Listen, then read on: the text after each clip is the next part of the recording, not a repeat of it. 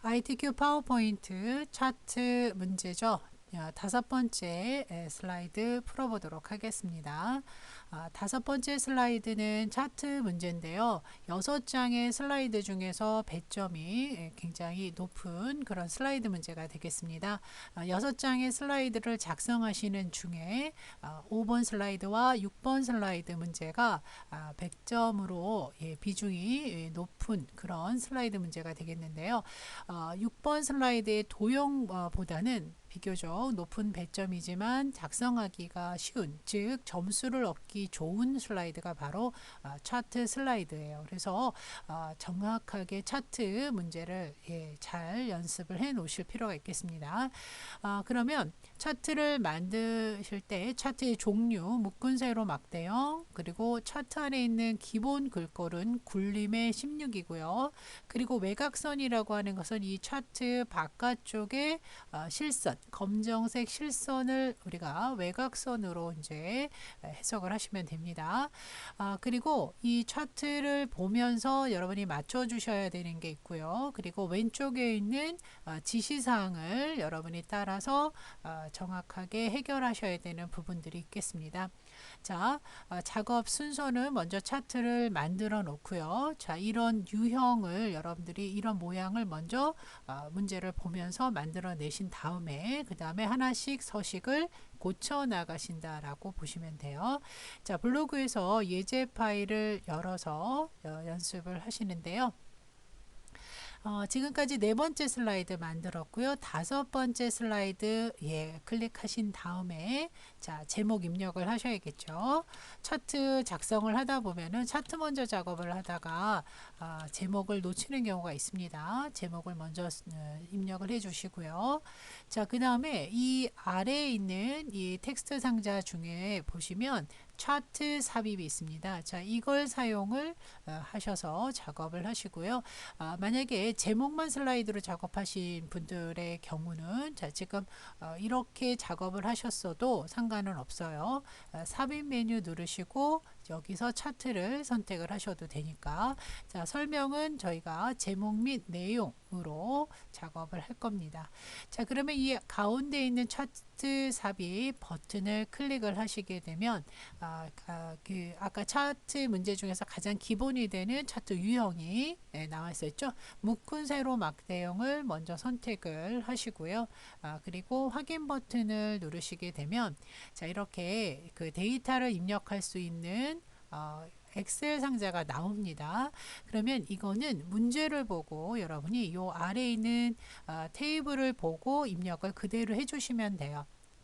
자, 입력하실 때 주의하실 내용은 이 파란색 테두리 선을 넘어가면은 안 된다는 점인데요. 자, 우리가 테이블 안에 있는 내용을 볼 때 항목은 두 개, 생애 최초와 노부모 다자녀니까 이 끝에 있는 모서리에 있는 조절점을 그대로 올려서 항목 3, 4를 자, 그 파란색 선 바깥으로 올 수 있게 하신 다음에 그 내용을 지울게요. 지우지 않아도 차트에 반영되지는 않지만 자, 보기 좋게 딜리트 키를 눌러서 지워주시면 되겠고요. 그래서 이 파란색 선 안에 항목이 입력이 되어야 되고요. 그리고 계열도 5개의 계열이기 때문에 이 끝에 있는 모서리에 있는 조절점을 이렇게 F열까지 끌어서 계열 4 5까지 만들어 놓으시면 되겠습니다.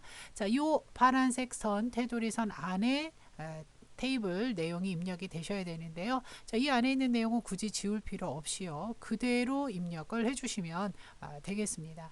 자, 입력을 하시고 나서 자, 지금 보시면 A열의 너비가 글자를 다 표현할 수 없게 좁은 상황이죠. 그럴 때는 A열과 B열 경계선에 놓고 드래그, 오른쪽으로 드래그해서 내용을 다 보이게 해주시면 됩니다. 보기 좋게요.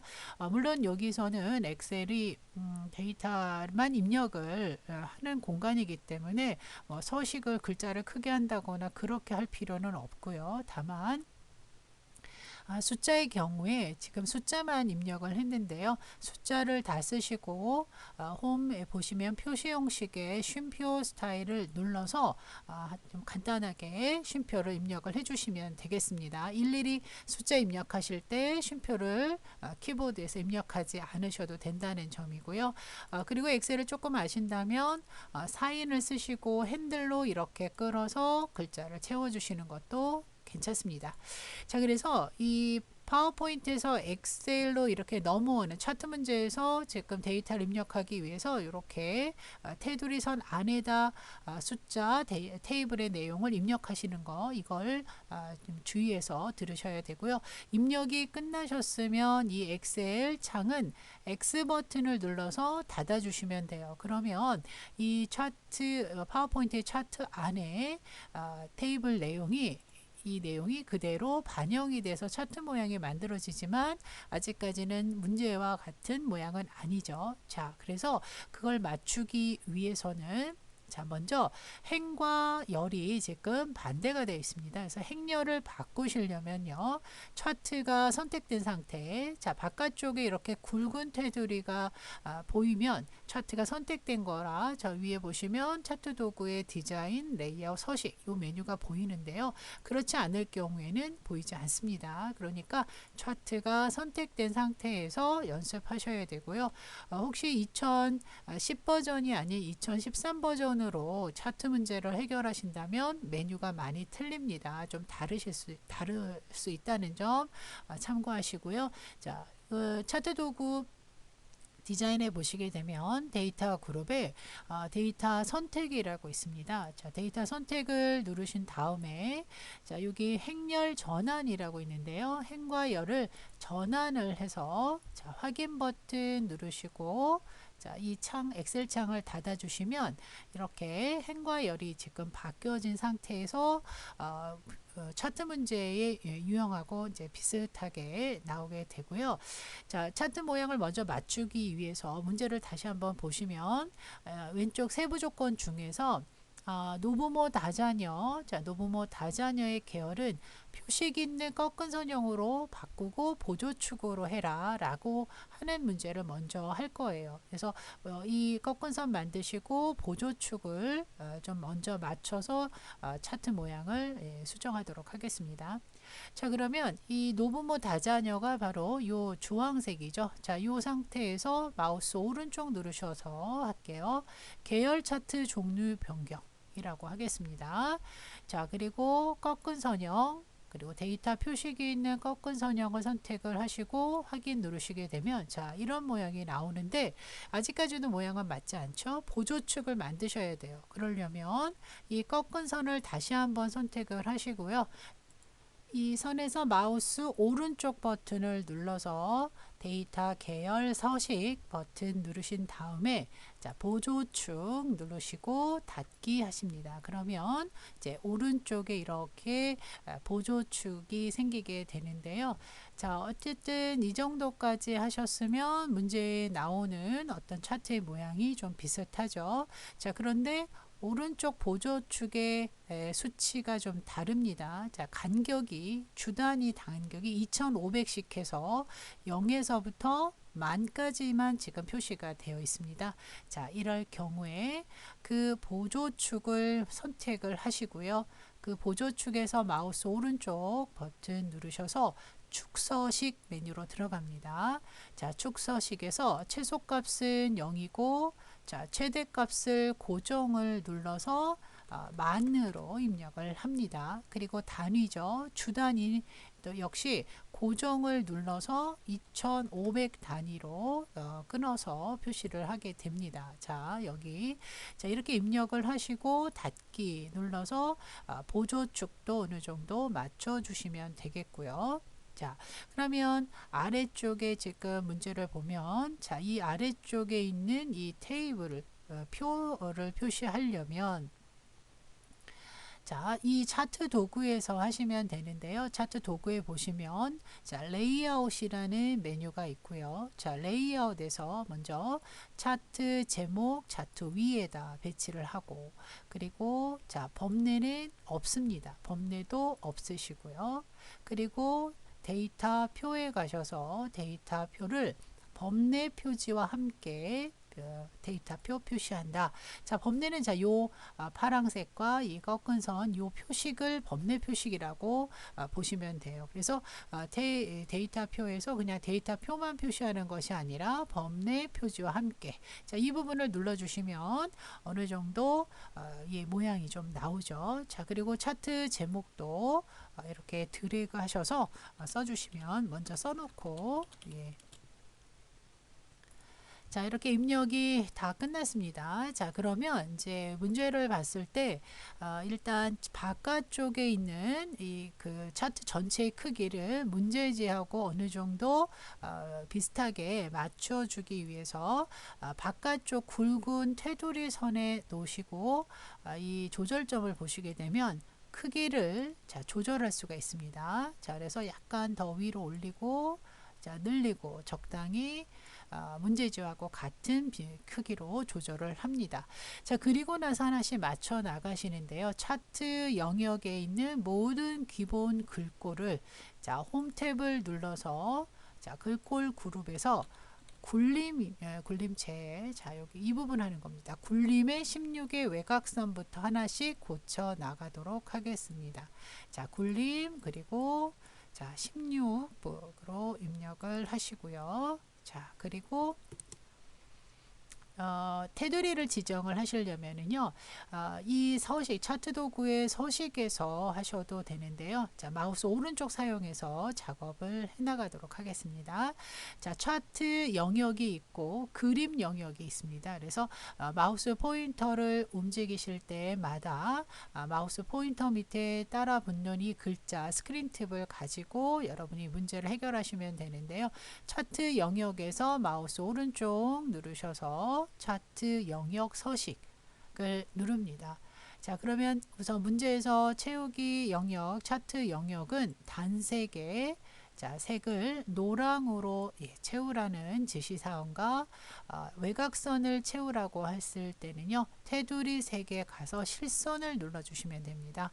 자, 실선 눌러주시고 색은 검정색으로 바꿔주시면 됩니다. 이게 외곽선이라고 해석을 하시면 돼요. 그래서 문제에서 외곽선을 지정해라 라고 했을 때는 테두리 색의 실선 그리고 색은 검정색으로 지정한다. 자, 여기까지가 이제 차트 영역에 대한 자, 여기 외곽선 하고요. 그 다음에 왼쪽에 설명해 보시면 차트 영역을 지금 채우기 노랑으로 작업을 한 거예요. 그림 영역은 흰색으로 하겠습니다. 자, 그림 영역을 찾으시려고 하면요. 자, 이렇게 마우스 포인터로 움직여서 그림 영역을 클릭한 후에 마우스 오른쪽 버튼 눌러서 그림 영역 서식. 실습을 하다 보면요. 오른쪽 버튼이 잘 안 눌러지신다고 하시는 분들이 계세요. 그래서 약간 밀리는 경우가 생기면 메뉴가 잘 안 뜨는데요. 그럴 때 무시하시고 다시 한번 우클릭 하시거나 그래도 메뉴가 나타나지 않았을 때는 차트 도구의 서식에 가셔서 자, 여기 현재 선택 영역에서 선택 영역 서식을 눌러주시면 되겠습니다. 자, 색은 채우기에서 단색이고요. 그 다음에 흰색을 선택해라 라고 했을 때는요. 표준색에는 흰색이 없으니까요. 테마색의 첫 번째 흰색 배경 2를 눌러주시면 되겠습니다. 자, 이렇게 해서 그림 영역은 흰색으로 채웠고요. 자, 그 다음에 제목을 고치기 위해서 자, 제목을 선택을 하시고 자, 홈 탭을 눌러서 굴림의 글자 크기는 24로 되어 있고요. 굵게 되어 있네요. 그 다음에 채우기는 흰색, 그 다음에 그림자. 자, 이런 말은요. 자, 역시 오른쪽 버튼 눌러서 차트 제목에서 차트 제목 서식 메뉴로 들어간 다음에 자, 채우기는 흰색이라고 했습니다. 아까 말씀드린 대로 해주시면 되고요. 테두리라고 작업이 나오는데요. 테두리는 아까 차트의 외곽선처럼 테두리 색을 누르시고 실선 누르신 다음에 검정색을 선택을 해주시면 돼요. 그리고 그림자에 가서 자, 그림자의 미리 설정 칸을 클릭하신 후에 자, 바깥쪽으로 자, 오프셋 대각선 위 자, 오프셋 대각선 위라는 글자가 뜨는 곳에 그림자 유형을 선택을 하시고요. 닫기 눌러주시면, 자, 그러면 이런 식으로 그림자가 들어갈 수 있도록 해주시면 되겠습니다. 그렇게 보시고 그 다음에 이제 그 문제를 보시게 되면 선이 보이지 않죠. 자, 그 다음에 눈금에 있는 눈금, 이 선도 보이지 않습니다. 자, 그런 작업을 하기 위해서는 우선 이 주 눈금선을 클릭을 하신 다음에 조절점 보이시죠? 바로 딜리트 키 눌러주시면 되겠고요. 그리고 주 축에 보시게 되면은 갑축에 보시게 되면 이 눈금선도 없애시려면 오른쪽 버튼, 자, 이 그 기본 축에서 마우스 오른쪽 버튼 눌러서 자, 축서식로 들어갑니다. 자, 이 얘기를 하는 거죠. 주 눈금이 지금 바깥쪽으로, 자, 이 부분을 주 눈금이라고 합니다. 이 부분. 자, 그 부분을 자, 바깥쪽을 눌러서 없음으로 놓으시고 닫기. 자, 선이 없어진 거 확인이 되셨죠? 그래서 보조축하고 좀 차이가 있습니다. 자, 이런 식으로 하나씩 맞춰 나가시는데 약간 이 전체적인 차트 영역 그 제목하고 약간 좀 떨어뜨려야 될 것 같아서요. 자, 이럴 경우에는요. 자, 그림 영역을 클릭하신 다음에요. 약간 그림 영역을 아래로 전체적으로 약간만 내려서 표시를 할 수가 있겠습니다. 자, 계속해서 노부모 다자녀 꺾은 선에 이제 값 표시를 하셔야 되는데요. 이 계열마다 다 값이 표시되기 위해서는 조절점이 그대로 있는 상태에서 마우스 오른쪽 누르시고 데이터 레이블 추가 누르시면 숫자가 표시가 됩니다. 각각의. 자, 그런데 문제 보시게 되면 그 숫자가 이 조절점, 그러니까 표식 위에 숫자가 올라와 있는 게 보이시죠? 자, 이럴 땐 직접 들어가시는 것이 아니고요.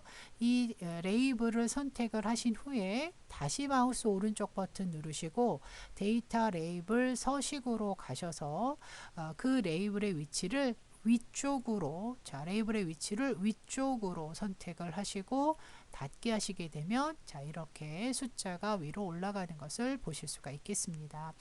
그래서 문제와 왼쪽의 세부 조건을 보시면서 맞춰 나가시는 것이 맞고요. 자, 지금 전체적으로 다 빠뜨린 거 없이 작업을 하시고 이 세부 조건에 나와 있지 않는 거는 여러분이 눈으로 보시면서 맞춰 나가시는데요. 이 색깔은 시험에서는 실제는 컬러로 나오는 게 아니고 흑백이니까 색깔에 너무 신경 쓰실 필요는 없습니다. 자, 여기에서 주어진 대로 채우기는 흰색, 노란색 이런 식으로 주어진 게 아니면 나머지는 기본색으로 그냥 두시면 되겠습니다. 자, 마지막으로 자, 이 도형을 그리셔야 되는데요. 도형은 파랑, 투명도 50%, 외곽선은 없고 도듬 18포인트. 자, 이 작업을 마지막으로 할 텐데요. 자, 이때 도형 그리실 때도요. 차트 영역을 선택을 하고 삽입 도구, 삽입 탭을 누르셔서 도형에 가서 자, 해당되는 도형을 찾으셔야 되는데요. 자, 이 도형은 기본 도형의 육각형이 되겠습니다. 그리고 문제 있는 그 위치에 적당히 보시고 비슷한 위치에 만들어 주셔야 됩니다. 자, 그리고 자, 이 글자를 써 주시는데 자, 글자 색이나 여러 가지가 지금 맞지 않죠? 자, 이럴 때 도형을 선택을 하시고요. 자, 홈에 가셔서 자, 도듬이라고 되어 있죠? 도듬. 글꼴이 도듬의 글자 크기는 18로 되어 있고요. 글자 색은 검정색이에요. 이거는 그 문제가 컬러가 아니더라도요. 우리가 이제 그 글자색이 검정색이라는 걸 알 수가 있죠. 그래서 이거는 보기에서 주어진 대로 처리하는 그런 부분이기 때문에 검정색 글꼴을 선택을 하라는 말이 없어도 자, 그렇게 해주셔야 되고요. 자, 글자 가로 가운데 놓고요. 또 텍스트 맞춤에서 중간으로 이렇게 맞춰주시면 정중앙에 오겠죠. 자, 그러면 서식을 고치실 때는 마우스 오른쪽 누르시고 개체 서식, 도형 서식 이렇게 들어가신 다음에 자, 개체 서식을 누르시면 도형 서식이라는 대화 상자가 나옵니다. 그럼 채우기에서 단색은 파랑입니다. 자, 표준색의 파랑 선택을 하시고요. 그 밑에 또 투명도를요 50%로 지정을 합니다. 자, 그리고 선색을 누르셔서 선 없음, 외곽선을 없음으로 하라는 지시사항이 바로 선 없음이 되겠습니다.